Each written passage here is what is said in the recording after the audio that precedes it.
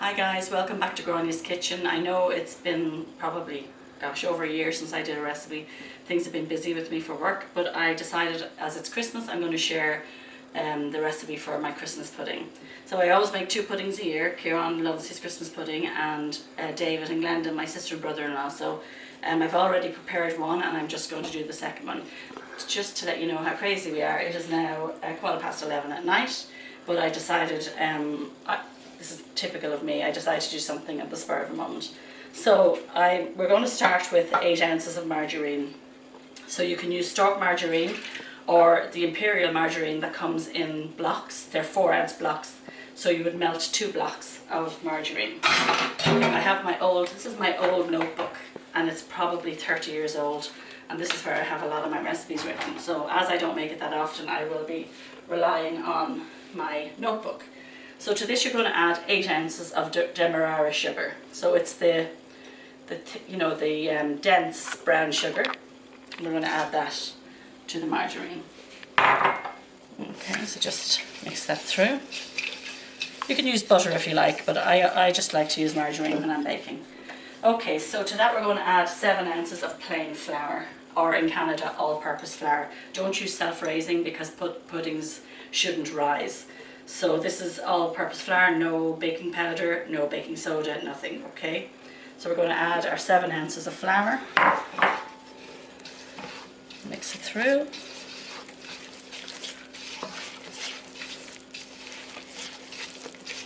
Okay. And to this we're going to add 12 ounces of currants. So the currants are the small, they're much smaller than raisins, a little bit harder. If you can't get currants, don't panic, you can substitute it with raisins. But anyway, 12 ounces of currants. We're going to add 8 ounces of raisins. So the raisins, we all know what raisins look like.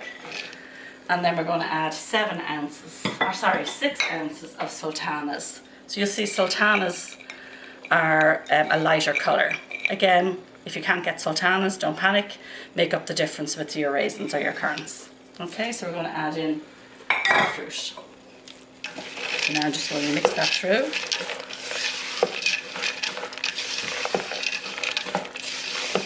Okay, so to this we're going to add 2 ounces of mixed peel. Now I couldn't get mixed peel.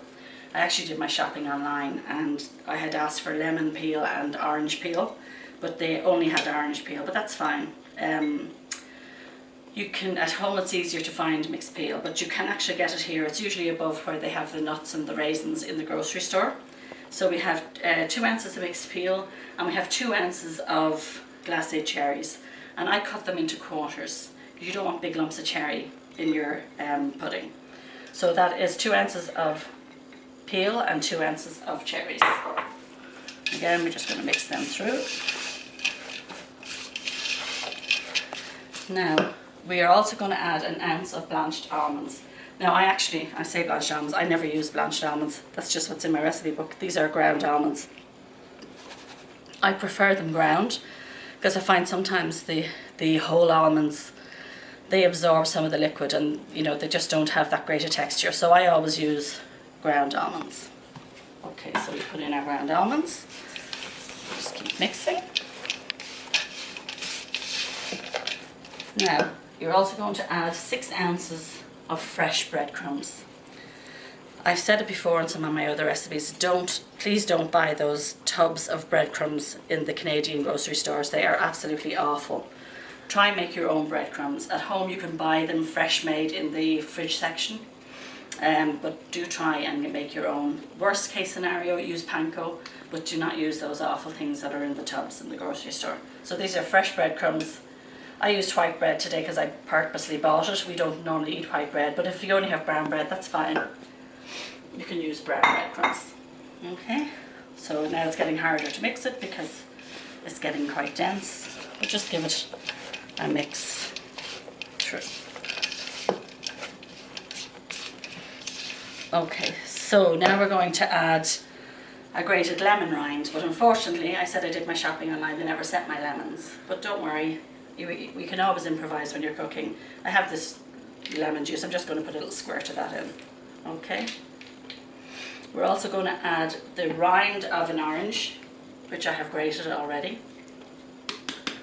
And we're going to add the juice of an orange. So I'm just going to, this is a handy little gadget. I bought it actually in Dollarama for those of you living in Canada. Or if you have a juice squeezer, whatever you call them. Or failing that, just squeeze it by hand and catch the pips. Okay, there's no pips in these oranges. So I'm just going to squeeze it through with this. Yeah, that's a lovely juice out of it. Okay. And to this we're going to add some nutmeg. Ground nutmeg. I always like to add a little bit of cinnamon. A lot of recipes don't call for cinnamon, but I love it. And this is allspice, if you want to just zoom in there, Kieran. So allspice, that really adds the signature taste to puddings. So if you can get that, great. If you can't, don't panic. But I find it is a very good flavouring for Christmas puddings. So we're going to put in a heaped teaspoon of allspice, a little bit more. And we're going to put in a level teaspoon of nutmeg. These are strange spoons, but they fit in my tin. I'll do another little bit as well. Okay, and then I usually just shake some cinnamon. Okay, so we're going to mix that through again. Now we're going to add to this 2 eggs. So we'll put them into a bowl and mix them. Oops.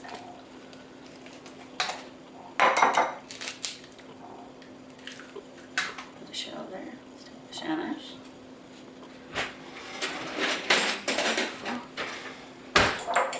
Twist your eggs. And we're going to add that to our pudding mixture. Now, this is where the magic is, some Guinness. So it always says 2 to 3 tablespoons of Guinness, but I like to put a little bit more in. So I'll probably put maybe half of this in. Okay. And mix that through. You can see it's starting to get a little bit wetter. And I usually, like, you can judge it. If it feels too dry, just add some more. That's a little dry for me, so I'm going to add a little bit more. Oops. The alcohol steams off, so don't panic. Nobody's going to get drunk on your pudding. Okay, so that's our Guinness. And I also add whiskey. Now, I usually add whiskey and brandy, but I don't actually have any brandy at the moment, so I'm going to use rum. This is Captain Morgan's Spice rum. So we have our whiskey. I suppose I should measure it because I usually don't, but let's just measure it. What does it call for? 2 tablespoons, which usually in my books means about 4. Okay, so let's put in even more than 4. The more the merrier, right? And then I'm just going to put in maybe a tablespoon or 2 of Captain Morgan's. So now you're going to mix that all through. And you can see it's a nice wet mixture now. And the process of cooking is steaming or boiling. So I'm going to put this aside because I actually did make one earlier. And I have it here. So what I did was I got my glass bowl. If anybody ever wants to send me one of those plastic pudding bowls from Ireland, I'd be most grateful. I'm only kidding. But anyway, I have this glass bowl. It cooks fine. And I greased it with some margarine. And then I put in my pudding mixture. Now to prepare it for cooking, this is important because they can rise and you want to make sure they have room to rise. They don't rise a lot because there's no baking powder in them, but you still have to allow for that. So what you do is you use tin foil and parchment or greaseproof paper. So let's get some parchment. So you need to put a pleat in the parchment to allow for the rising. So make sure that you tear off, you know, a piece that's a bit wider than the bowl. And then you're going to take a sheet of tin foil, same thing. You want it to be wider than the bowl. So you're going to put your tin foil on top of your parchment, and then you're going to take the centre and you're going to fold it. Put a fold in it like that. And this allows it to expand if it were to rise above the rim of the bowl. Okay? So now we're going to take our bowl, we're going to take our parchment and our tin foil, and we're going to place it over the top. Try to get your pleat in the middle or in and around the middle, okay? So now I'm going to push it down all the way around. Okay? And you're going to get string, just ordinary string. And just actually, can you grab me that scissors, Karen? Sorry, it's in the bowl now. Sorry about that, guys. Okay, so you're going to get your string. You want to get a fair bit of string. You can cut off the excess afterwards. And you're going to try and catch under the lip. You can feel the lip of the bowl there. Catch under the lip. Run your string around. Okay. Tie it in a knot, as tight as you can. Okay. And then you're going to take your string and just go under the other side. Kind of going to make a little handle. It just helps you get started when you're lifting it out. It's not strong enough to take the full saucer in the bottom like this. Put your pudding in and you'll half fill it with boiling water. You have to keep an eye on it because you got to make sure that it's topped up. You don't want the water to come higher than the rim because it may get into your pudding. So about halfway up the pot. And you're going to simmer it for 6 hours. So that's one way of doing it. A way I like to cook it is I put it in my slow cooker. Again, I put my saucer on the bottom and I put my boiling water in and I simmer it on low. But when I use a slow cooker, I only cook it for about 5 hours, 4.5 to 5 hours, and then I just plug it out and let it sit there.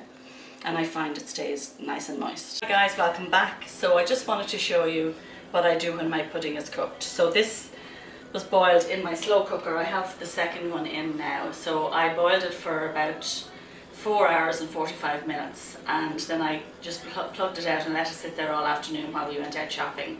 Put it out on tin foil on the bottom, greaseproof or parchment on the top, and you poke through it just to let you see how nice and moist it is. Actually, you can see how easy the skewer is going through.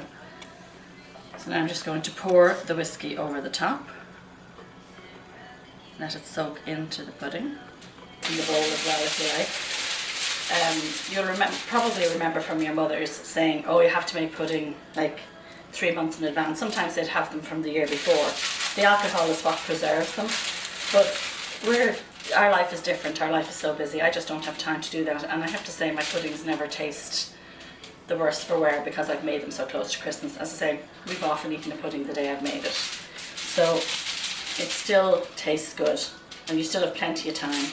I've made puddings on Christmas Eve, so you still have time to make your pudding.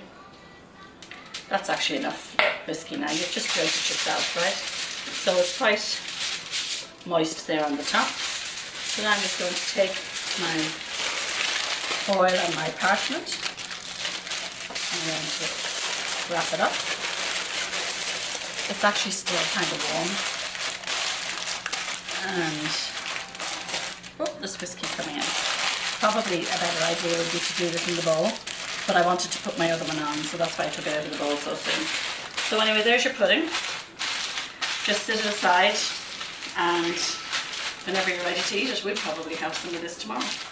So enjoy your puddings. I hope it works out good for you. If you have any questions, you can put them on the end of my YouTube page and I will try and answer them for you. Okay guys, Merry Christmas and have a very healthy and happy 2018. Enjoy.